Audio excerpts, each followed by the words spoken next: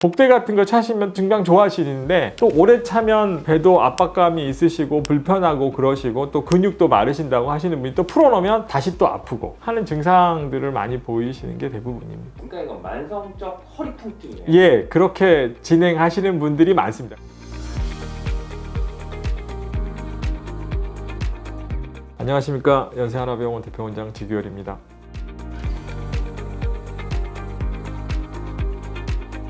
흔히 아시면 관절하면 무릎, 그다음 어깨 뭐 이런 것만 생각하시는데 이게 큰 단일 관절, 대관절 뭐 이렇게 하죠.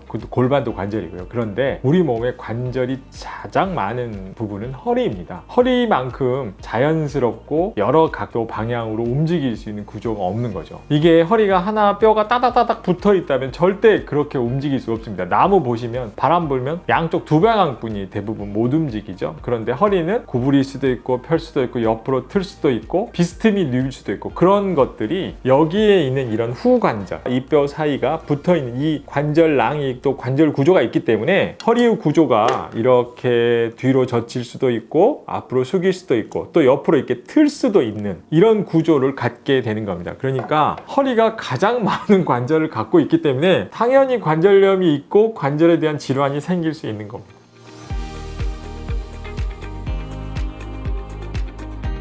근데 이제 후관절은 대부분 이제 가장 움직임이 많은 부분, 특히 이제 요추 부분이 되겠죠. 요추 부분하고 또 경추 부분에 있는 후관절, 이쪽 부분의 통증이나 내용들을 가장 많이 호소하시고요. 또 특히 이제 옆으로 우리가 돌아본다거나 척추에서 이렇게 트는 동작을 했을 때 이 후관절의 구조가 굉장히 중요한 역할을 하게 됩니다. 또 이게 있어야 이런 동작들이 가능하게 되고, 만약에 여기에 관절 구조가 문제가 있거나 생기게 되면 관절이 붓거나 관절랑이 부풀어 오릅니다. 아니면 관절을 지체하고 있는 인대라는 것들이 퇴행성 변화가 돼서 증식이 된다 그러죠. 그 증식이 되면 신경 자체를 누르거나 신경관이 좁아지게 됩니다. 그래서 후관절은 우리에게 많은 도움을 주는 동작을 할 수 있게 하는 좋은 기관이기도 하지만, 이런 것들이 퇴행성 변화로 인해서 여기로부터 여러 가지 척추 질환이 유발될 수 있고, 자체의 관절염만으로도 환자에게 상당히 일상생활에 제약이나 통증을 유발할 수 있는 구조로 되어 있습니다.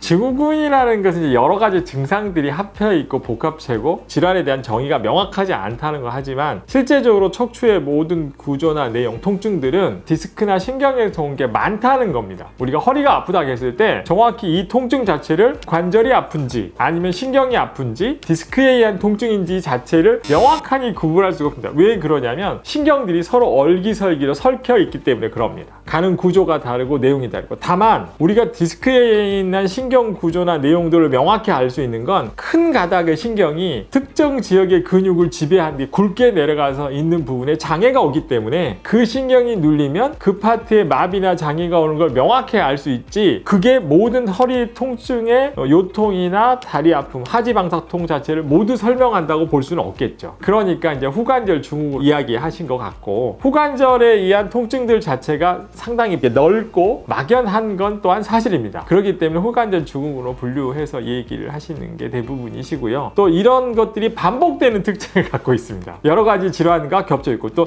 협착증이 계실 수도 있고, 디스크가 있으실 수도 있고, 후관절 자체의 질환으로 생길 수도 있고, 아니면 면역 질환에 의해서 강직성 척추염 이런 것들이 겹쳐 있으면 후관절 증후군이 많이 나타납니다. 그렇기 때문에 질환 자체를 후관절 증후군으로 분류해서 치료하고 있습니다.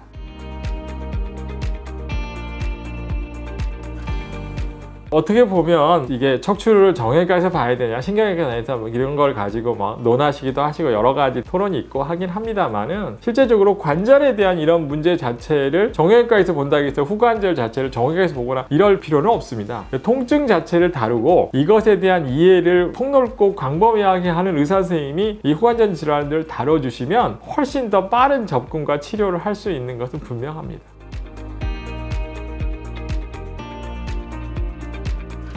제일 중요한 게 이제 관절염이나 내용이 있을 때, 후관절 증후로만 생각했을 때 관절은 일단 조금 덜 쓰는 거죠. 더운 물에 들어가시고 핫팩도 하시고 파스 같은 것도 붙이시고 좀 덜 쓰신 다음에 안 되시면 복대 같은 것도 하시고 그 다음에 이제 클리닉 가서 주사 좀 맞으시면 웬만한 초기 정도의 후관절 증후군 환자분들은 상당히 증상이 좋아지십니다. 대부분 문제는 그 이후에 약을 계속해서 드시거나 면역 질환과 엮여 있거나 아니면 협착증이 동반돼 있거나 아니면 디스크가 있거나 아니면 근육 질환이 동반돼서 후관절 증후군이 더 심해진 환자나 이런 환자들이 이제 꾸준히 클리닉을 다니시면서 약을 바꿔보다든지 운동요법을 바꾼다든지 주사 치료를 하신다든지 하는 지속적인 치료를 하고 초기에 간단한 치료로도 일반 환자들은 상당히 잘 치료되는 효과를 볼 수 있습니다.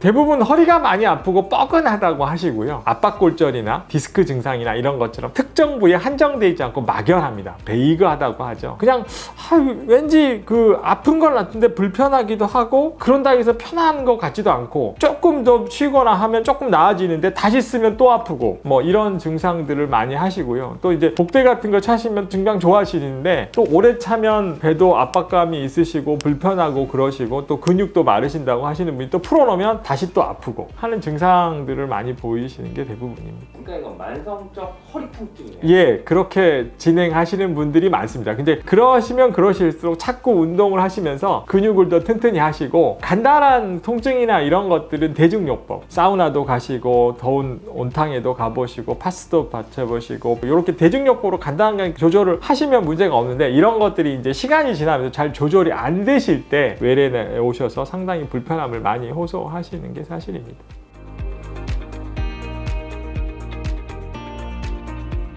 후관절 증후군으로 다른 디스크나 협착증이나 뭐 신경질환이나 이게 다 룰아웃 됐을 때 이제 어떻게 보면 증후군을 붙일 때는 다른 질환들을 다 빼놓고 나머지 있는 거 갖고 증후군이라는 내용들을 붙이는 게 대부분이거든요. 그래서 그 질환으로 했을 때는 약물 치료나 물리치료, 그 다음에 주사 치료 이런 것들하고 최대한 환자를 보존적인 요법으로 끌어가고 운동시키고 하는 게 가장 중요하고요. 후관절 증후군 자체를 가지고 수술하는 경우는 없습니다.